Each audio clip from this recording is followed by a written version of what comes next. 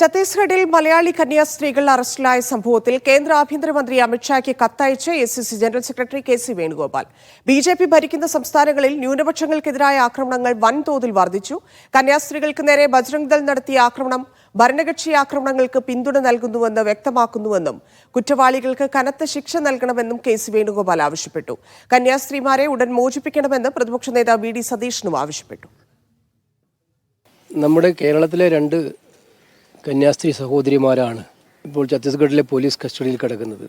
Durg railway സ്റ്റേഷനിൽ യാത്രയ്ക്ക് ചെല്ലുമ്പോഴാണ് 10-15ഓളം വരുന്ന ഗുണ്ടാ സംഘങ്ങൾ ബജരംഗ് ദളിൻ്റെ പേരിൽ അവിടെ വരികയും അവർ മതപരിവർത്തനം നടത്തുന്നു, ആളുകളെ കയറ്റിക്കൊണ്ടുപോകുന്നു, കടത്തിക്കൊണ്ടുപോകുന്നു എന്നൊക്കെ ആക്ഷേപിച്ചുകൊണ്ട് ബഹളം വെച്ച് ഒച്ചയുണ്ടാക്കിയത്.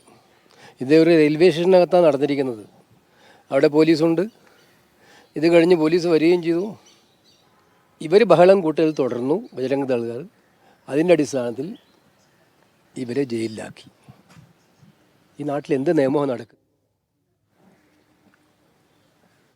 പി ആർ അരവിന്ദ് ചേരുന്നു. അരവിന്ദ്, കോൺഗ്രസിന്റെ ഇടപെടലിന്റെ വിശദാംശങ്ങൾ. വലിയ ശക്തമായ പ്രതിഷേധം രേഖപ്പെടുത്തുവാൻ തന്നെയാണ് കോൺഗ്രസ് തീരുമാനിച്ചിരിക്കുന്നത്. വെള്ളിയാഴ്ചയാണ് രണ്ട് കന്യാസ്ത്രീകളെ ഇത്തരത്തിൽ മനുഷ്യക്കടത്ത് ആരോപിച്ചുകൊണ്ട് റെയിൽവേ പോലീസ് അറസ്റ്റ് ചെയ്യുകയും പിന്നീട് അവരെ റിമാൻഡ് ചെയ്യുകയും ചെയ്തത്.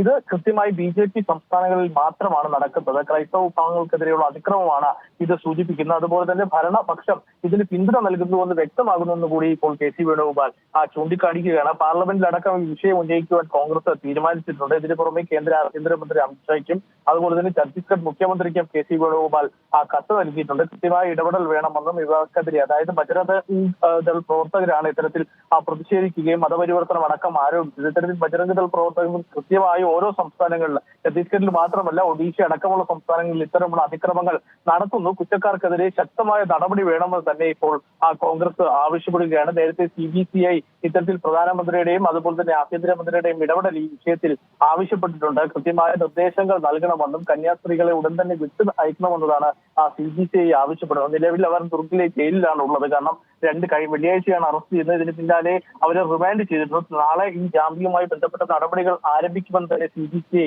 വ്യക്തമാക്കിയിട്ടുണ്ട്. എന്തായാലും ശക്തമായ പ്രതിഷേധം തന്നെ ക്രൈസ്തവ വിഭാഗങ്ങളുടെ ഇടയിൽ നിന്നും അതുപോലെ തന്നെ പ്രതിപക്ഷ പാർട്ടികളുടെ ഭാഗത്തു നിന്നും ഉണ്ടാവുകയാണ്. കൃത്യമായി പാർലമെന്റിലടക്കം ഈ വിഷയം ഉന്നയിക്കുവാൻ തന്നെ കോൺഗ്രസും തീരുമാനിച്ചിട്ടുണ്ട്.